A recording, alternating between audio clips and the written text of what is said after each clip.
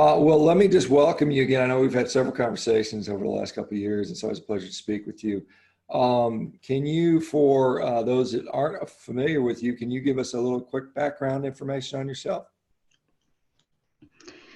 So myself, I'm a biologist, but I am in the clinical field for the last 20 years. Originally, I was researching epilepsy. I was dealing with epilepsy patients, sleep research, neurobiology in general, and then I'm more into the nutritional field for the last 10 years. So we are doing nutritional intervention. We have a company called Paleo Medicina or ICMNI. We use both names. And we are dealing with all sorts of chronic diseases, cancer, autoimmune diseases, epilepsy, and more.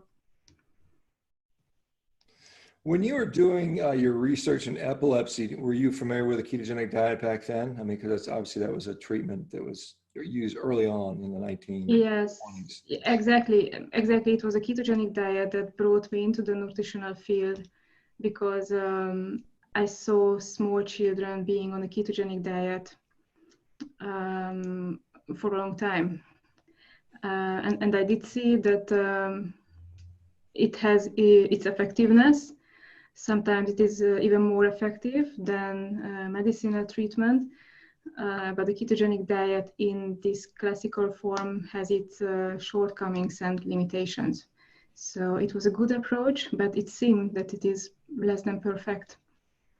Yeah, I want to ask about that because a lot of people, they cite studies that, kids that were treated with ketogenic diets way back in the day, and we should talk about what the diet actually was, ended up with growth disturbances and some other issues.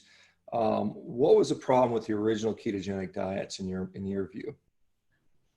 So it was a diet composition that was not the perfect one, because you can reach ketosis through many different diets, but ketosis alone is not enough if you want to fix an already existing disease.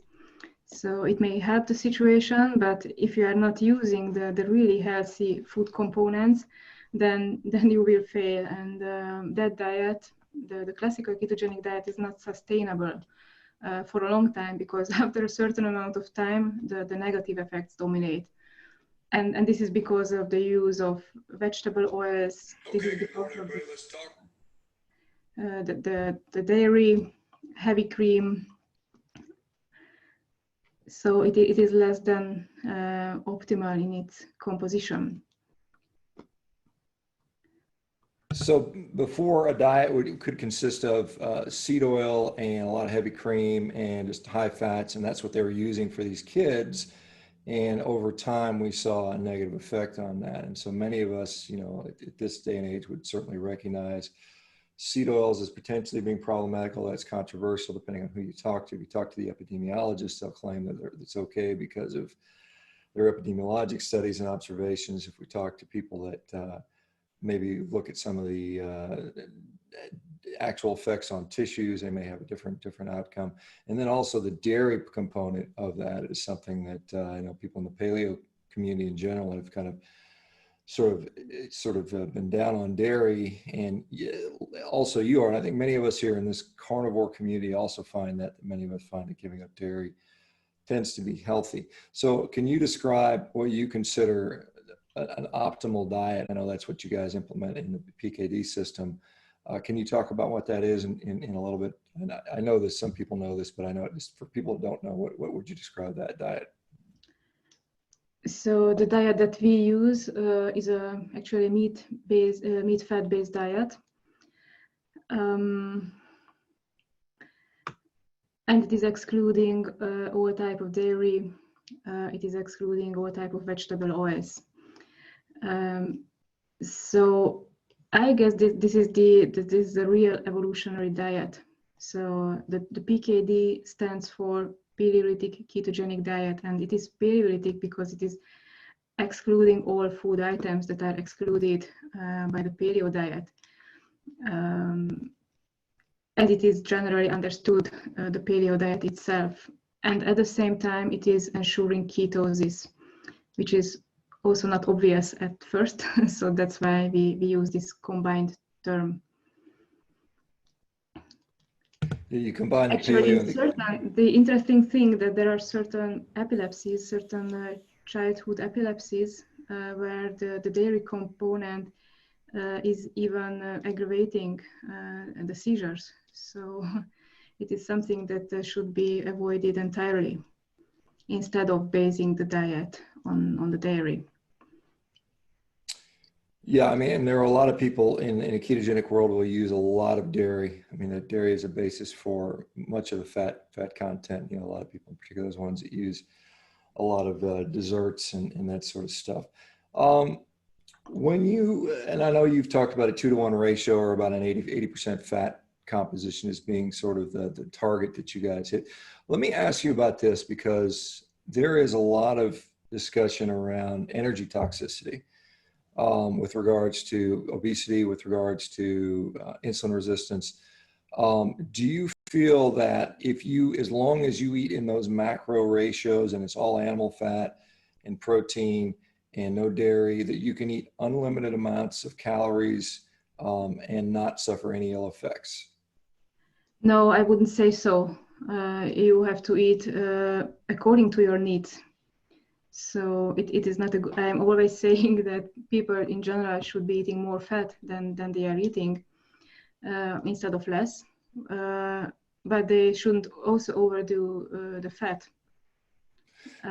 It can result in, if you are overeating fat for more than a few days, you can result in having some symptoms, and that's not good. So you have to match what you're eating to your needs, because you have a certain caloric needs, and that should be covered by the fat that you are eating, and shouldn't be eating more than that.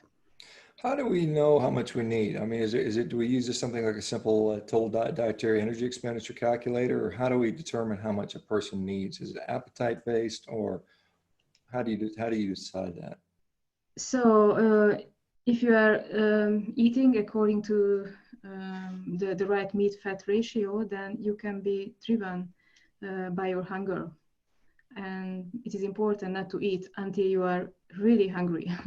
And this is something that is challenging to find out for a lot of people, or as I sense, it is challenging for a lot of people, because there are many other components, even psychological components, that mess up the feeling of being hungry. So the right way is to, in the beginning, the right way is to measure blood glucose and blood ketones, and also your weight if you are overweight, and let yourself be driven by these 3 factors. If your blood glucose is higher than 80 milligram per deciliter, that's not a good sign. And also you have to have a ketosis level of at least 2 millimole per liter. If you are outside of these ranges, you have to fine-tune something to get back to the range. So what happens if you're obese? You know, you're 50 pounds or 20 kilos, 22 kilos over, and you know you find that you eat a certain amount and you're still hungry. You know, and how do you deal with that? How do we deal with hunger if we're eating mostly fat? And I hear people say eat fat to satiety and then eat the lean beyond that. Some people use that as a strategy. How do we address those? What do we do with those people when they say, well, I'm still hungry and I've eaten, my 2,500 calories or whatever it's going to be? I wouldn't suggest eating in this way, because you can very easily overeat the fat, and then you will get nauseated, and you develop disgust for the diet, and you say, I'm not able to eat anymore. So that's not a good strategy. You should be eating meat and fat combined. This is what I'm saying to patients. And then the second thing, it is usually enough to eat twice a day. You definitely do not have to eat 3 times a day. It should be too much. And then wait until you are really hungry and This is something you have to learn, distinguish your real hunger from something else. For example, from your tummy being full, which may be also perceived as hunger, and there are other things. For example, if you have a neighbor who keeps telling you you looks like a skeleton, and then you translate this for you, I'm hungry. So the hunger is the major feedback, and then your measured numbers can help you to keep on the track. And you have to lose weight. If you are not losing weight, if you are not trending towards your ideal weight, you are doing something wrong, that's for sure. And what happens when you get to your ideal weight? Do we change things a little bit? Is there any way is it okay to change things? Or, I mean, again, obviously there's people that are treating disease, cancer, autoimmune disease, inflammatory bowel disease, and there are people that don't really have any, at least obvious disease. Can you treat those people differently? So when you already reached your ideal weight, then you should be going on with the same amount of food and same ratio. Do not change anything. And beyond this, everything is depending on your goals. Whether you are an athlete and you would like to achieve a specific athletic performance, or you had a cancer, for example, because whenever a cancer is under control for months or a year, you still cannot lay back, and you cannot start eating other food items, or you cannot start eating more.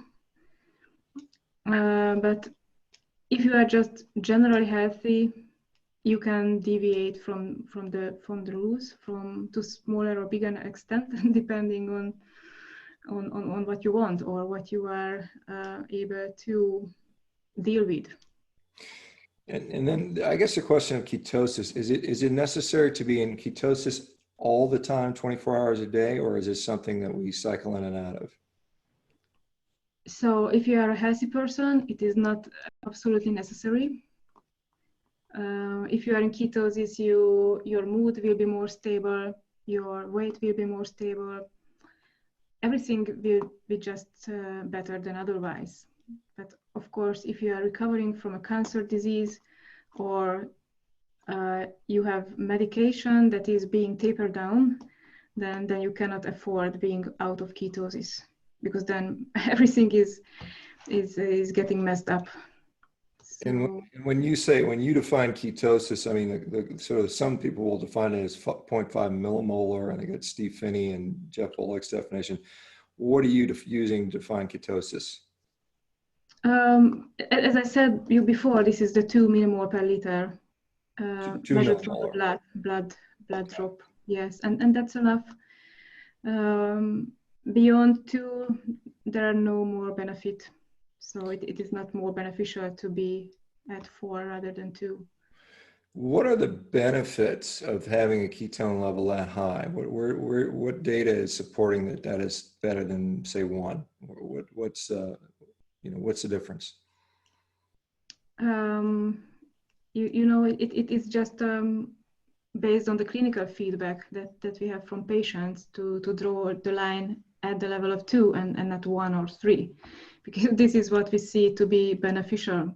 So if there is a process and you are not at there, your ketone is not 2 for most of the time, you may stuck in your healing process. So people with like inflammatory bowel disease, for instance, they'll see delayed healing or continued symptoms if their ketone levels aren't hitting 2 consistently, 2.0. I didn't get what disease did you mention? Well, like inflammatory bowel disease, Crohn's disease, also colitis. I mean, we can put any disease in there, but yes, with the Crohn's disease or colitis, you definitely have to be in ketosis to get a cure, because otherwise it doesn't, in my opinion, or what based on what I have seen, with patients who are only eating meat, they still go on with the same symptoms they had before, and it is not possible to taper down their medication, for example, if they're not in ketosis, because that's the safety that the diet is giving to you. Is there a minimum amount of protein we should look to hit per day, you know, as far as maybe grams per kilogram of body weight? Is there some minimum protein requirement that we need? Yes, this is actually a very exact number that has been measured first 100 years ago, and this is around 50 or 55 grams for a person of 70 kilograms. So that is covering the turnaround of your proteins, and you do not have to eat more than that. And what you have to eat is for covering your energy needs, and this is the fat, and this is the fat if you are not eating carbohydrates specifically. Yeah, and so that's the minimum protein would be for, say, a 70 kilo male or female, I suppose. You're saying 50 grams of protein. That's below the RDA, which is what you know many people think is even that's deficient. So that goes in contrast to a lot of thought of there. What is the harm of eating more protein in your view? So if you are eating, and let's not talk about specific numbers, we can put this at 60 grams or 65, but definitely if you are eating protein that is beyond your need, you have to do something with that excess protein, because protein is not good for energy. The fat for energy. So you have to deal with this excess. You have to break down in your stomach, then you have to excrete it through the kidney. And that is taking energy away from you. And if at the same time there is not enough fat in your diet, you will be energy depleted. So protein has a fairly high thermic effect. There is a lot of metabolic requirements to break down protein. I know the theoretical, like, you know, just to convert it to glucose, and we talk about gluconeogenesis, the theoretical numbers that I've seen show that at best we can turn 100 grams of protein into about 55 grams of glucose, or 35 to 55, somewhere in there is a theoretical range, although when it's been tested radioisotopically in healthy humans, we see that number is much lower. And so you're saying that it's being deaminated, converted to ammonia, and then excreted as urea, at least the nitrogen component is. What would drive, so are we talking sedentary people? Are we talking athletes? Who are we talking about when we look at these numbers? Because do athletes require more protein than a non-athlete? Athletes do require more protein, but only the difference is very small. You do not need much more protein if you are doing exercise. What you need more is the fat, again, because you have to kind of cover the energy expenditure. And I understand your point that your body is converting protein into glucose through gluconeogenesis, but the gluconeogenesis itself is a process that is requiring energy as well. So overall, it is not very effective in terms of energy expenditure. And if you are converting it into glucose, you will be elevating blood glucose level. And the end result will be that you are still running your body on glucose rather than fats and ketones. So you will not benefit. You will not have the benefits of the ketosis or running your body on fats and ketones, and running your body on glucose is providing you 2.5 times less energy than running your body on ketones and fats. So you're saying it's an efficiency issue. Now, so I guess this is where a glucometer would come in handy, where you can say I can eat protein to a certain level based on my glucometer. If my glucometer keeps my blood glucose, you know, at a relatively lower range, 80 or so, then we're okay. Is that fair to say? So you have to limit the amount of meat that you are eating, whether you are an athlete, I guess, or whether you are a healthy person or somebody who wants to heal. Yeah, no, I guess what the question I was asking is, talking about protein, if you're saying that protein is driving blood glucose through gluconeogenesis, which, some people argue whether it's supply or demand driven. I'm saying that if you have a blood glucometer and you measure your blood glucose and it doesn't go up, then that amount of protein is still okay for you. It can be beyond 50 grams. Now right? I understand. Yes, that's correct. Okay. So you can check it with a monitor to see where you can see Mm-hmm. if you're using too much glucose based or eating too much protein based on your glucose response. So let me ask you, I know we can talk about gut permeability, and we've talked about that in the past. What are the latest things going on at Paleo Medicina? And I know the new company, and I always forget what it stands for. What is the acronym for the new ICYMI or something like that? ICMLI, yeah. ICMI. What does that stand for, and what are you guys up to with that these days? So it stands for International Center for Medical and Nutritional Intervention. And yeah, we are asked a lot of times why we started using a new name. And so the real thing is that so primarily we are dealing with patients, and that comes along with a lot of communication with certain institutes, caring physicians of or a previous caring physician of the patient. And if a physician comes across a name that starts with paleo, then it may not have the best consequences for the patient. So this is the only reason we decided to change the name to have a name that is more neutral, and so that we can communicate with physicians, authorities. We have to communicate a lot with authorities efficiently, instead of being rejected once they see the name. Yeah, so it's a concession to just a name with that. Yeah, I see that. There's a few questions in here. I'm going to just pick through these here for just a sec.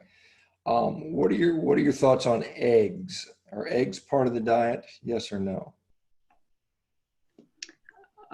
There is no yes or no answer. So the answer is, so far you have intestinal permeability, and if you have a chronic disease, then you may have an intestinal permeability. So far you have an intestinal permeability, you may be reacting to eggs. But once the intestinal permeability normalizes, then you will be able to deal with eggs. Okay, and funnily enough, I have seen that with a number of things. I've seen people surprisingly with things like shellfish allergies, including severe allergies, that have gotten better after being on a meat-based diet. So I think there's something to that. Are there any other foods that? What about things like fruit? Are those things? And I know you guys sometimes I've heard you guys talk about sometimes honey or fruit or things like that as potentially part of the diet. Is that something that someone has a healthy gut permeability can now tolerate, or what are your thoughts on those other foods? Yeah, so the diet itself can be regarded as a continuum, and on one end there is only meat, fat, organs, and maybe eggs, and that is the most restrictive form of the diet. And if you have an already existing condition or cancer or any condition where you have to act quickly, without mistakes, without risk, then that patient should be going on with this 100% meat-fat diet. But those who have already recovered or didn't have any major health condition may be tolerating fruits, vegetables, or honey. Of course, only to a small extent, only to an amount that is not preventing ketosis itself. So it will not help you. There are no benefits at all being associated with the honey. despite of all these positive beliefs around honey. Honey is at best neutral. Honey is at best not associated with the side effects or negatives of artificial sugars, xylitol, and so on. Okay. So it is a choice. It is a choice, actually. Yeah, I see. At best neutral, I think is a good way to put that. Somebody's asking about uric acid or kidney stones. Is that a feature of the PKD diet? I mean, we know that some people going into ketosis sometimes interferes with uric acid excretions. That's what we're led to believe. Are you finding uric acid to be a problem with anybody on the PKD diet or anything like that? It is not a problem. The uric acid is something that is reflecting certain processes when you are doing a transition, because the uric acid is excreted through the kidney, and the ketones are excreted through the kidney as well. So when you are starting the diet, when you are doing a transition, in the beginning, ketones, actually also glucose, but ketones and uric acid are competing for the same site for being excreted, and that's the reason why uric acid is elevated once you start the diet. But with time, that gets normalized. But whether it is high or not, in the beginning, it is not associated with any risk or negativities. And the kidney stone, there's no kidney stone formation on the PKD. You may have kidney stones because of your previous way of eating, specifically if you have been following the classical ketogenic diet that is prone to forming kidney stones. And once you shift your diet towards either a carnivore diet or PKD, those stones that have been formed before will still be sitting in your kidneys. So it can happen that you will have a kidney stone attack. He's asking about, we see that sometimes if people are on a ketogenic diet for a long period of time, they see that their ketone levels gradually just come downward, even though they're doing the same things, perhaps due to more efficiency of utilization of ketones. Do you see that happening? No, I don't see this happening. I've heard this opinion, but the thing is that, so for example, if you start a ketogenic diet or PKD while you are obese, you are eating a certain amount of food. And as you are losing weight, you should decrease the food amount that you are eating. Otherwise, with time, you will be overeating again. And this is something that may happen to these people who experience this, that with time, ketone levels drops. But this is not because of being adapted to ketosis. This is because gradually with time, they start overeating without this being realized. Okay, so you're saying as they become thinner and thinner, their caloric needs should go down, which makes sense, but they're still eating at the level that they had as they were they have to feed a much smaller body, and sure. That can make a difference. Okay, that certainly makes sense to me.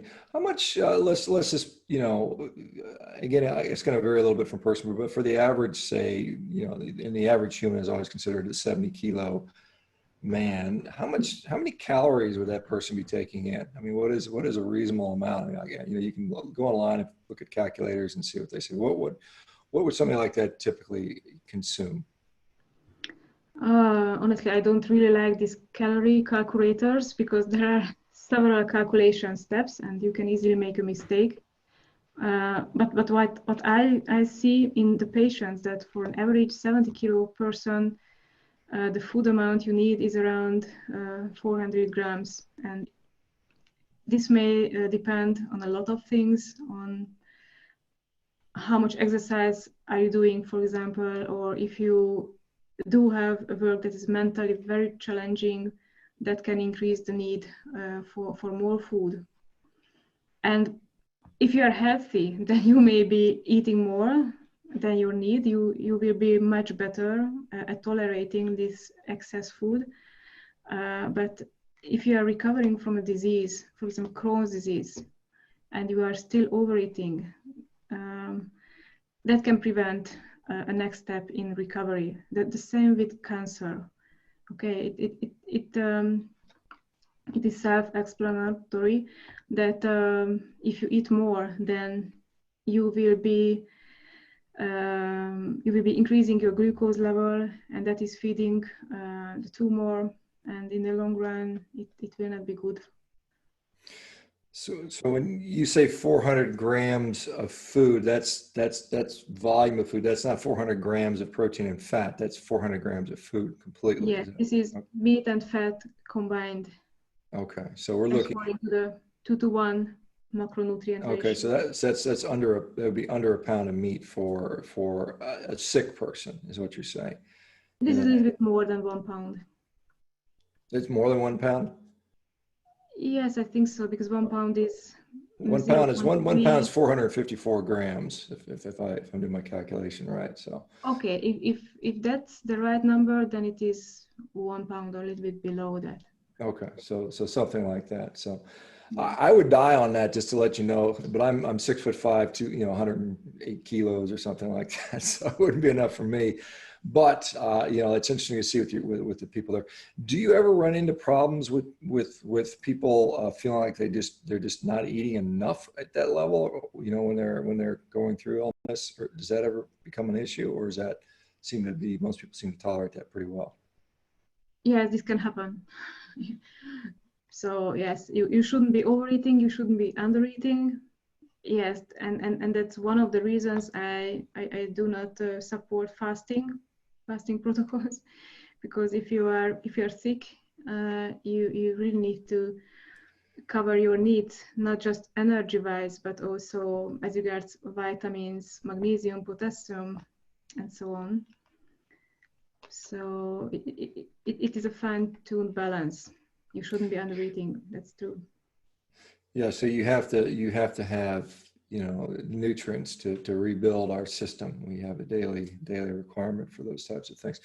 I want to ask about. So I saw it was about a month, 2 months ago, maybe you had a case study on long-term remission of a brain tumor that was in preprints, and the journal rejected it because of some sort of seemingly ridiculous reasons. Do you feel that there is a bias against what you're doing in the mainstream medical academia? Are you getting pushback from that? Are you getting more acceptance as your time's gone by? What's the climate like for you guys? I think that things do not change much or at all. So actually the manuscript that you are speaking of, in the first round, it was still not about publishing it in a journal. It was about putting on a preprint server, and the preprint server shouldn't consider the intellectual content or anything. So a preprint server usually is uploading anything. But yes, and then we came to there was some communication there and back, and at the end it was put on the preprint server. But the real thing is about publishing a paper in a journal, whatever journal it is, and then we run into problems again because one of the reviewers wrote nothing, just certain times no to each of the reviewer questions, which is nothing like a proper review or polite or anything. So at the end, the journal refused the manuscript, but now we are again in the second round because we get into some communication, and they said the last time what they said was that they reassess the publication again. So we are there. This has happened a month ago, but still nothing has changed. So we will see what will happen. But this is happening to each and every publication we would like to publish anywhere. So yes, there is definitely a bias against us. Yeah, it's tough, and like I said, obviously you guys have gotten, I assume, more notoriety. More people know who you are now through the last few years. I guess you probably get. I know you guys have had more of an international presence now. Tell us a little bit about your. I guess I know one of the big things you guys talk about is intestinal permeability. You're still doing the PEG 400 test, and I know we've talked about that. And I want the folks in the that are listening and the people that will be watching this later on YouTube to know a little bit more about that. Can you talk a little bit more about the intestinal permeability, the relevance of that, and then how we assess that? So the intestinal permeability, or as it is better known, the leaky gut, is one of the major causes behind chronic diseases, including autoimmune diseases and cancer. So there is no recovery without the intestinal permeability being normalized. So measuring this phenomenon is something that will predict or is reflecting the current condition of the patient and is predicting the future. It can also be used to monitor diet adherence to the patient, or to give a feedback as regards how properly the diet is followed. So this is the rationale of the PEG test, the intestinal permeability test. And just to give you a little bit of a background, so the mainstream medical establishment is refuting the concept of intestinal permeability. They think that it is something that is non-existing, and this is strange. So they think it is a fad concept, but this is very strange because there are hardcore publications back to the 70s, 80s, 90s, where this phenomenon was measured. Patients, autistic patients, type 1 diabetes, Crohn's disease. It was researched deeply, and we know a lot about intestinal permeability. So it is a definitely existing phenomenon. And now we also know about the zonulin, which is another protein which is signifying intestinal permeability, and if you know the work of Alessio Fasano, who is the major person behind the zonulin. So what we know now about intestinal permeability is quite a big knowledge.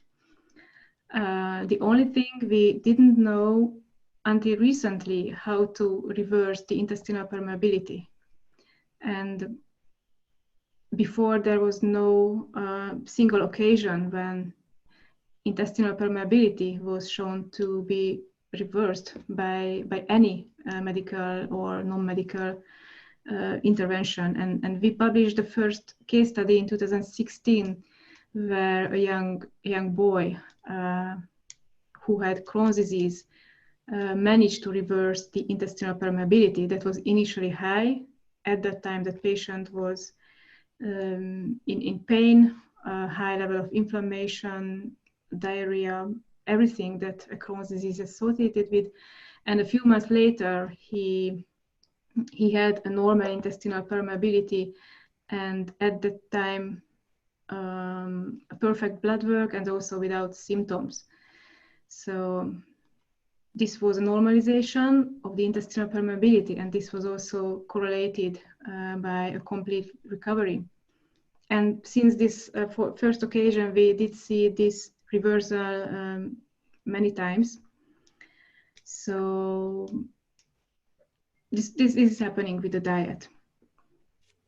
And about the PEG test specifically, there are a few other tests, mainly in the research field, not accessible.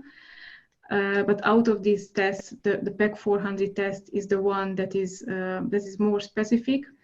The result of which is not influenced by the diet you are following, which is an important aspect, because there are other tests which are using different sugar molecules, and and those sugar molecules interfere with proteins in your body, with bacteria. So the end result was not without these influences. So the PEC test is specific, and it is also sensitive. And you, that's something you guys offer, and I know you guys have an American sort of affiliate where people can sort of get that sent through the US link, and then you guys will analyze it with your PEG analyzer, which most people don't. Most people, those aren't very common. Most people don't have a way to analyze that, correct? Most labs don't offer a PEG 400 analysis. No. This test is only carried out in a lab in London, the Biolab. They are running this test, which the methodology is similar to ours. But other than that, there are no PEC tests. There may be intestinal permeability tests, or there are laboratories that are offering test packages for intestinal permeability, but that is a little bit misleading because that is not measuring intestinal permeability. Yeah, and so, I mean, it's kind of interesting because there's so much interest in the microbiome and its impact, and saying how that, and probably the microbiome, and does that impact the permeability of the gut as well? Does the microbiome constituents, the different type of bacteria, can that impact permeability? No, not really. So the microbiome is a consequence of how you eat.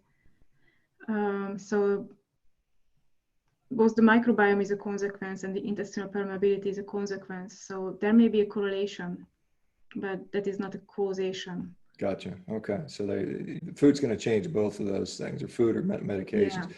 And just just one thing to add, if you have a certain infection, so this is not about the microbiome test, this is about a specific infection like salmonella, so real hardcore infections that may affect the intestinal permeability. But other than that, a simple composition change in the microbiome that has no effect on the intestinal permeability. Yeah, and so just to review, and I know I've talked to you this about before, but there seems to be things that have a significant major impact on intestinal permeability. That is to increase that, things like medications. I know you point out dairy, seed oils, and then there are things that are less likely to do so. Obviously, the meat and fat diet seems to be the least. But somebody's asking about if they wanted to include honey or fruits or vegetables back in there, which ones are least likely to cause issues? So these are the paleo compatible vegetables or fruits, because as we know, or at least in this community, all plants are our enemies, but there are differences. For example, something like root vegetables, like carrots, or if you think back to all these traditional vegetables, and not these exotic vegetables and those that are containing vegetable oils. So if you think of these simple root vegetables, they do not mess up intestinal permeability too much, or do not increase to a significant level. So definitely, but supplements are the ones that are increasing the intestinal permeability, and medications as well, or steroids.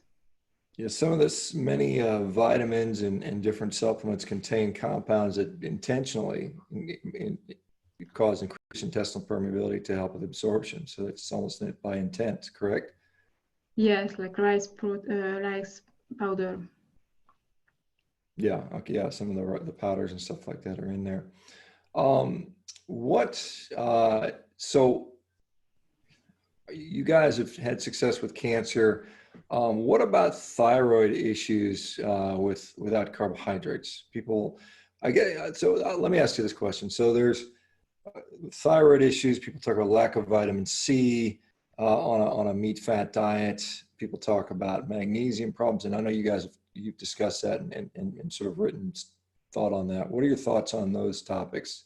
Vitamin C, thyroid hormone, and magnesium. So diseases doesn't really differ from each other on this issue, whether they're being associated with more magnesium deficiency or not. A few years ago, we published a paper in a journal of Evolution and Health, and we retrospectively reviewed 50 patients and some healthy persons who were doing the diet, the PKD, for some time, and all had their magnesium levels in the normal range. So that was the main outcome. And this study population included cancer patients, thyroid patients, Crohn's disease patients, many other disease types, and there was no difference in terms of magnesium levels. So the magnesium alone is not an issue. If you are eating a PKD, you will have a normal magnesium level, whatever diagnosis you have from the past. So the pre-existing diagnosis doesn't matter.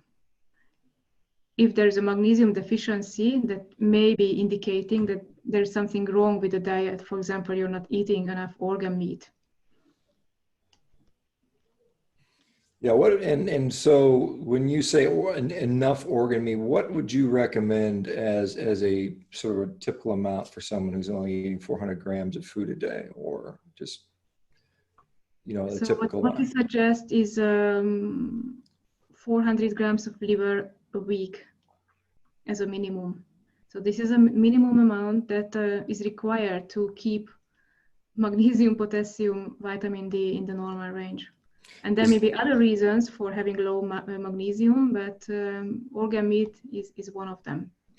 Is that in the context of this diet where you're only eating 400 grams a day anyway, or is there some, you know, let's say you're eating more than 400, let's say you're eating twice that, 800 grams of food a day, does that requirement for liver go up or down in that situation? So the daily food should be 400 grams combined meat, fat, and organ meat. So, and those days when you're eating liver, you shouldn't be eating that much meat. So it should be an overall amount of the food that is not on the top of what you are otherwise eating. And I know in Hungary the choices of food are a little different. I know you say you get a lot of that because sometimes it's hard for people to get so much fat here in the U.S. Because all the meat is trimmed. We've had this demonization of fat for many decades now, and so I know you talk about sausage as being an option. Is that primarily how most people get most of their food on your diet? Yes, it is not a big deal to do the diet in Hungary, because if people think of traditional sausage that is prepared according to the 2-to-1 ratio, for example, so you do not have to think too much about adding fat or not, because as it is prepared, it is correct.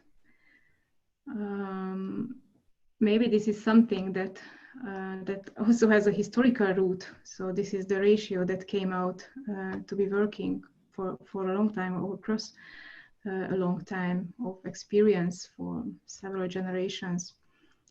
And we have a lot of smoked slab. There are many different versions of smoked slab. Is actually the visceral fat or the back fat of the pork that is smoked for preserving. And there are many other sources for the fat. Yeah, and so just because you brought that up, what are your thoughts on smoked meats? Are smoked meats a problem? Can they harm us, or are they okay? So if a sausage has been prepared according to the traditional cold smoking method, then there should be no problem with it.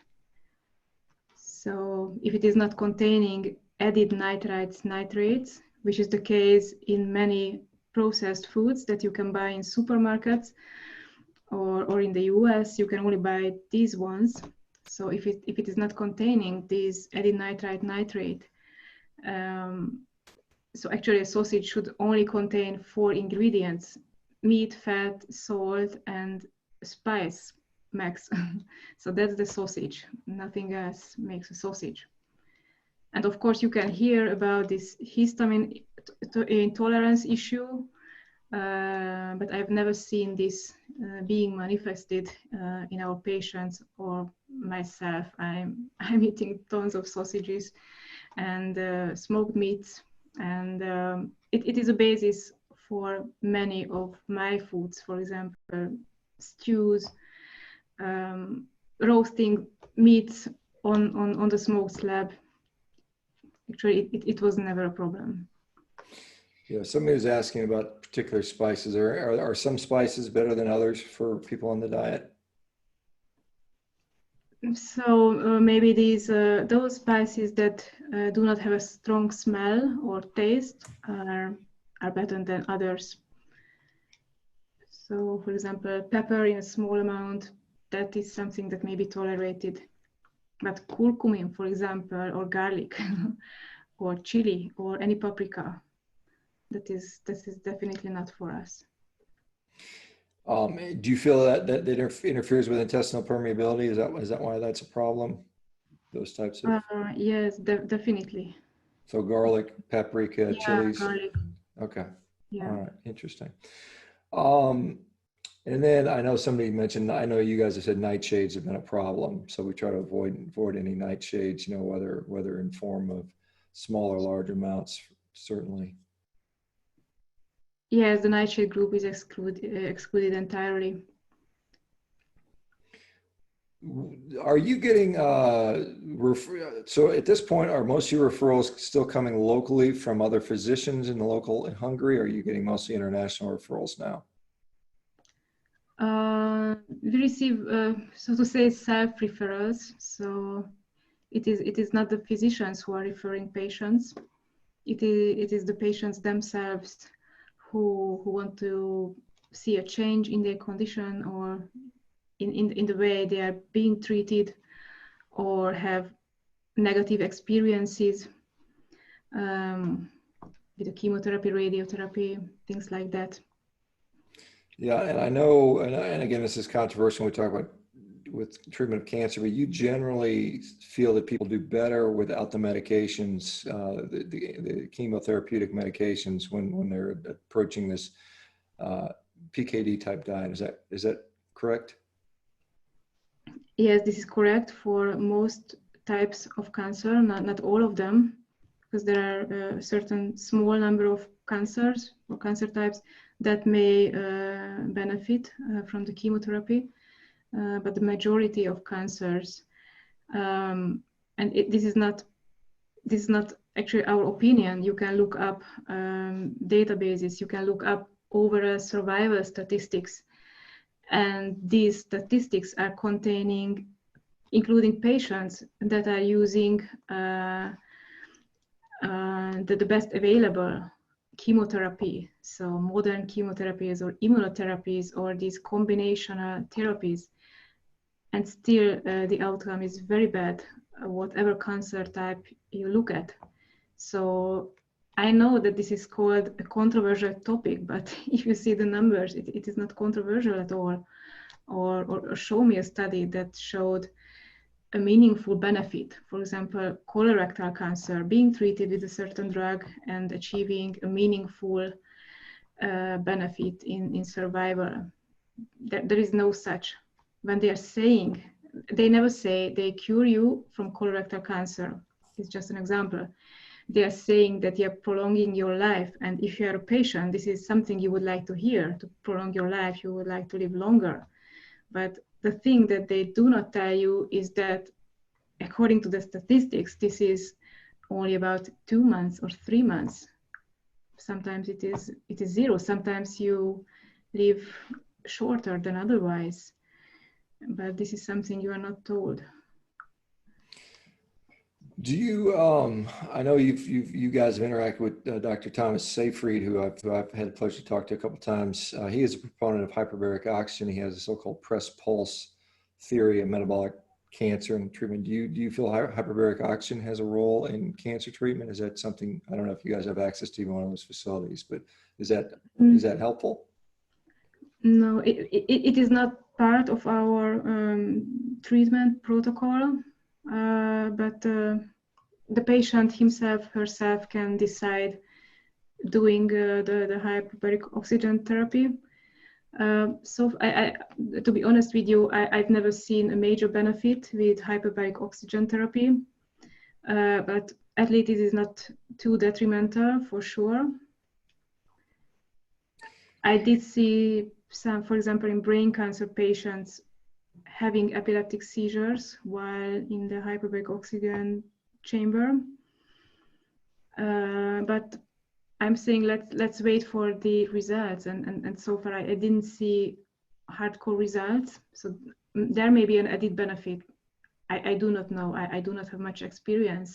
What I want to say that I just didn't see much positives so far.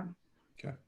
There's another question, clarification on the liver. Does it matter what animal the liver comes from? Can it be from any animal, or is there specific animals that liver we should be getting our liver from? It should be four-legged animals. Okay. So pork, beef, sheep, goat, lamb. And as you know, you always have to be careful with the pork because it is something of very variable quality in the US, sometimes in Europe as well. So if you want to be sure, then go for the beef or the sheep. Okay. What about chicken? Chicken is something that is usually very contaminated, usually fed with a low quality diet, and even if it was fed by a high quality diet or evolutionary appropriate diet for chicken, then it is still much less nutritious than the beef, for example. And then one other question here. I mean, somebody's wanted to clarify 80% of calories from fat is from the calories, and that's correct. But what are your thoughts on, and this may not be as much of an issue in Hungary as it is in the US, but we have animals that are finished out on grain, and then we have animals that are finished out on grass. Does that make a difference as far as your protocol? Which one you should eat? Should you not eat one versus the other one? In my opinion, it doesn't make a big difference. It can make some, but not a big difference. As regards beef or sheep, the other components of the upbringing of the animal may matter, but it is maybe not being grass finished or grain finished. Yeah, so that's not as big of an issue. So you would say and you mean the other things? Are you talking about antibiotic residue, hormone, or some other issue? So the thing is that it is, of course, better to avoid such animals for eating, and mainly because if those animals have been treated with antibiotics, it means that that animal may not have been that healthy, or may have been treated with something else, or may have been fed with the wrong diet. So it is an indicator rather than a cause of something. But otherwise, your stomach is breaking down hormone residues or antibiotics. So antibiotics in the beet shouldn't be a big issue. Okay. But because of other things that are associated, it is, of course, better to avoid them.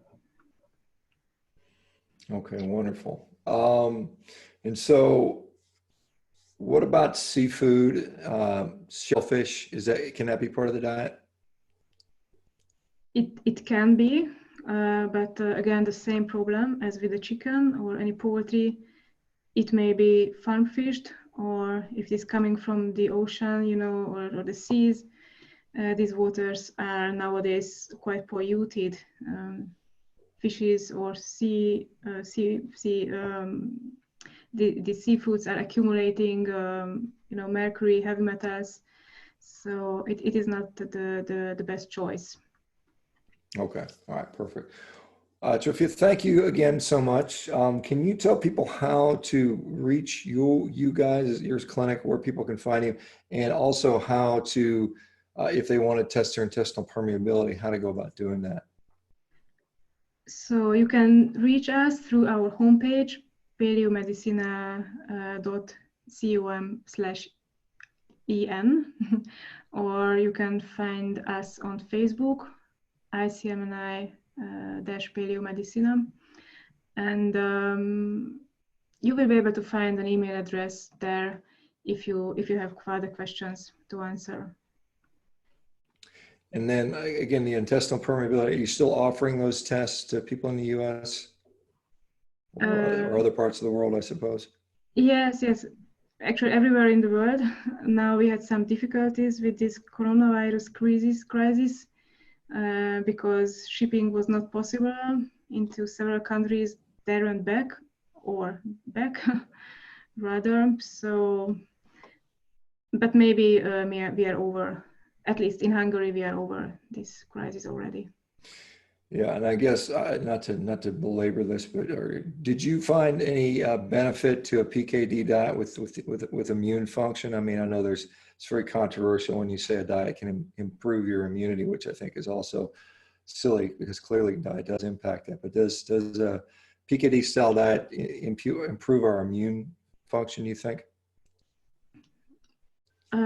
Yes, definitely. So you can very often see or follow it through the blood work. So if a patient had a high level of inflammation at the time of starting the diet, and then if you have a follow-up blood work, it is expected to go down the inflammation itself. So the diet is actually controlling the inflammation through controlling the intestinal permeability. And of course, the immune function improves because the diet is providing vitamin C, vitamin D. So everything is given so that your immune system works properly. Wonderful. All right. Well, thank you again, Zsofia. Let me know of anything we can do to help with you guys. It's a pleasure having you on here. It's a pleasure having your insight. Thank you. I think this is a great option for people that are, trying to figure out. I'm surprised to see so many people. No, we have a lot. We have a lot every day. So we're growing quite a bit. There's a lot of interest in just this nutrition in general, and I think we'll continue to grow. So thanks for being part of it and providing help us provide content. Have a great day. Say hi to Chaba. Hopefully I'll get to see you guys in the near future. I know we talked about that in August. I don't know if that conference I will. is going to happen or not. I still haven't heard. So maybe, hopefully I'll get to see you and have some sausage with you. So I look forward to that. I will. Okay. Take care, guys. Bye. Have a nice day. Bye, guys. Bye.